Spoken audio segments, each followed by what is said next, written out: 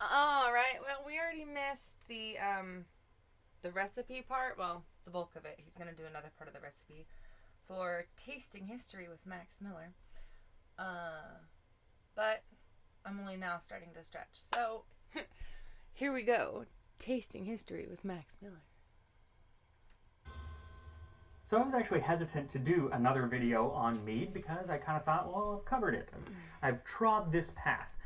But 4 years after making that video, which really focused on mead in the Scandinavian and mythical world, I realized there is a lot more to talk about. So let us start with medieval Poland. Poland has a long history of beekeeping, so it's only natural that they also have a long history of mead making.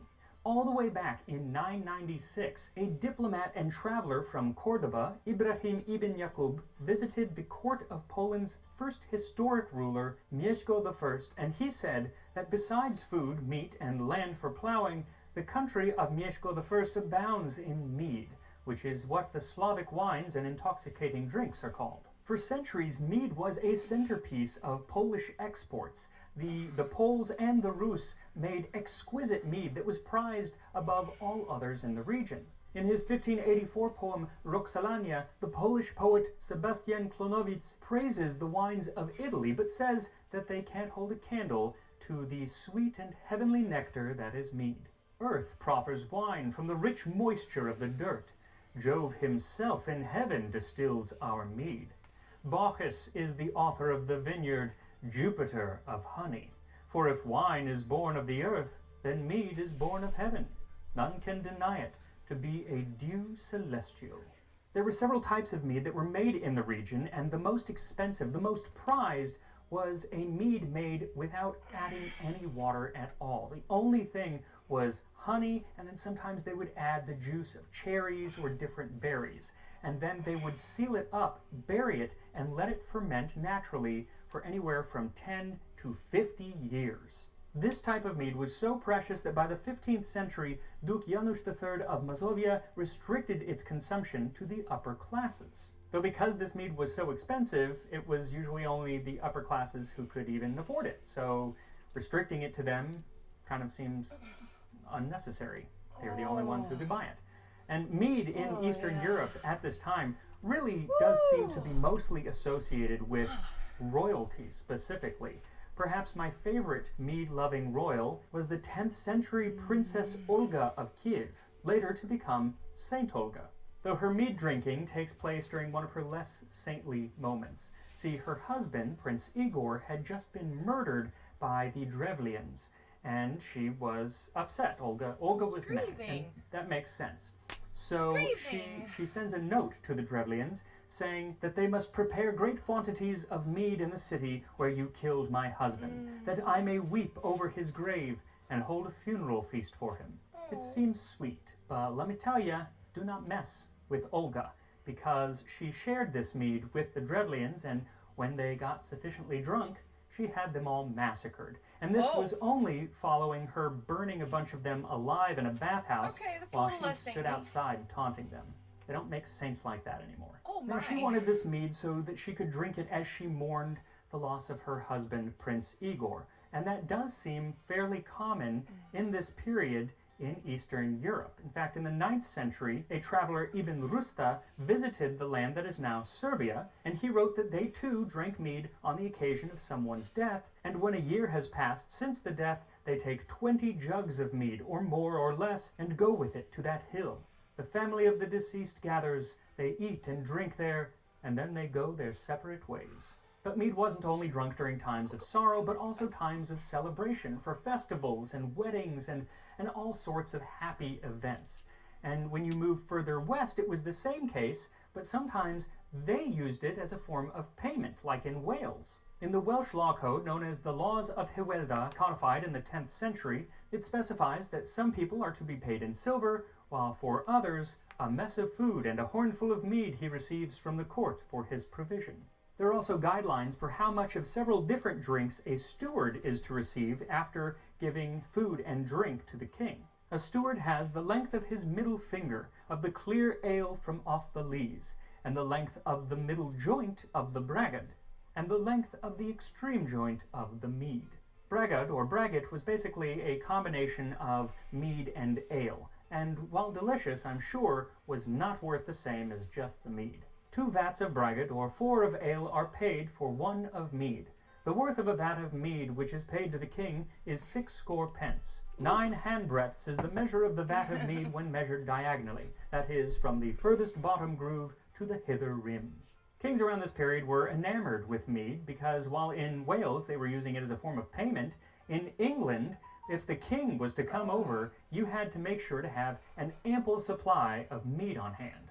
In the life of St. Dunstan, by a cleric simply known as B, he tells the story of King Ethelstan of England, who is coming to stay with a relative, Ethelfleda, at the monastery at Glastonbury. He sends messengers ahead to make sure that she is well supplied for when the king arrives, because it's not just the king. You have to remember, when the king came to visit, it was an honor, but it was an onerous one, because he usually traveled with hundreds or even thousands of people. And it was up to you to entertain and feed and supply them all.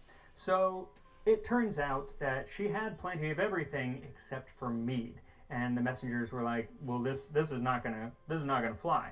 So she starts freaking out and she goes to pray to Mother Mary for intercession, for some help. And it turns out, once the king gets there, at the feast, they start pouring the mead, and as the mead drains, the pitchers refill themselves, so there was never any less than a hand's breadth of mead in the pitchers. Now, this royal love of mead does apply to this era, but also much later. It continues on through the medieval age, even into the Tudor age, because Queen Elizabeth I had a favorite mead. Her beekeeper, Charles Butler, wrote a treatise in 1609, several years after her death, called The Feminine Monarchy, or the Treatise Concerning Bees and the Due Ordering of Bees. And he says, one excellent receipt I will here recite, and it is of that which our renowned Queen Elizabeth, of happy memory, did so well like, that she would every year have a vessel of it. The recipe was 1 part honey to 6 parts water, and was flavored with sweet briar leaves, thyme, rosemary, and bay leaves before being fermented. Then cloves and mace were added, and it was aged for 6 months.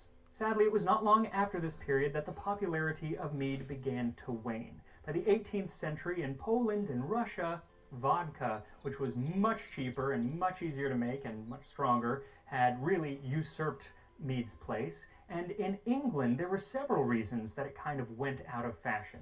One was the dissolution of the monasteries by Queen Elizabeth's father, Henry VIII, because most of the beekeeping and hence mead making in England was done by monks. So with no monks, you had less honey and you had less mead.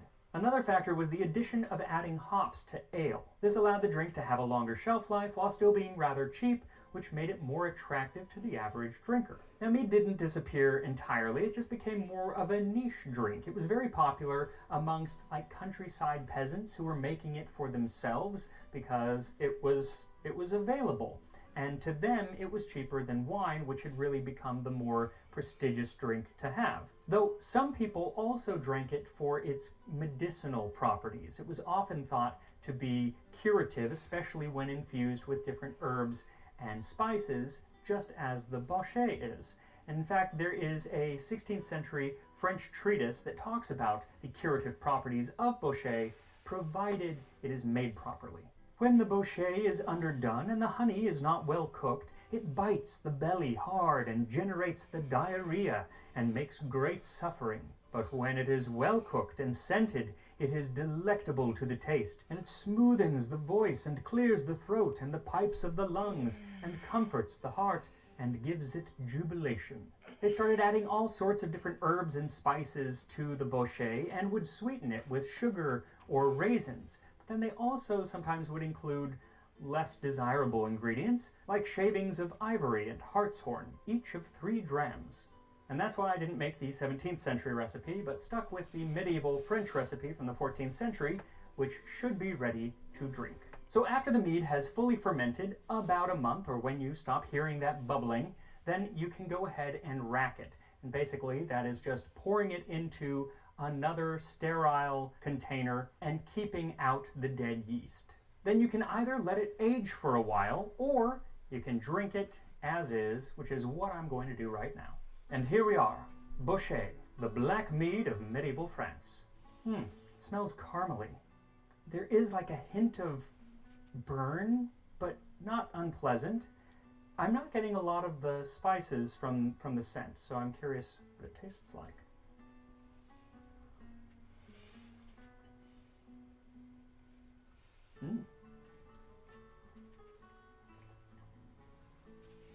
That's really good.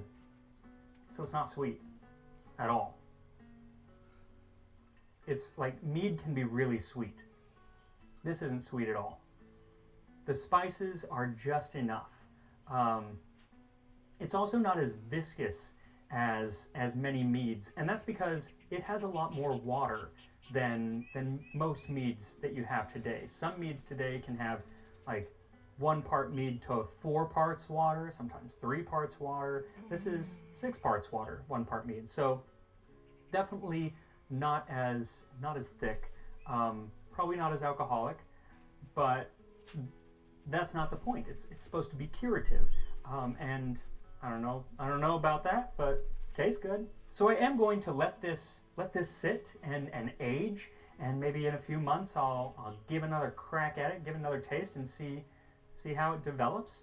It's actually a lot more complex than most meads that I've had, and it's really good. I was worried that it was going to kind of be bitter because the honey had there was that burnt honeyness to it, but it's mellow, it's softened, it's delicious, and yeah, it's great.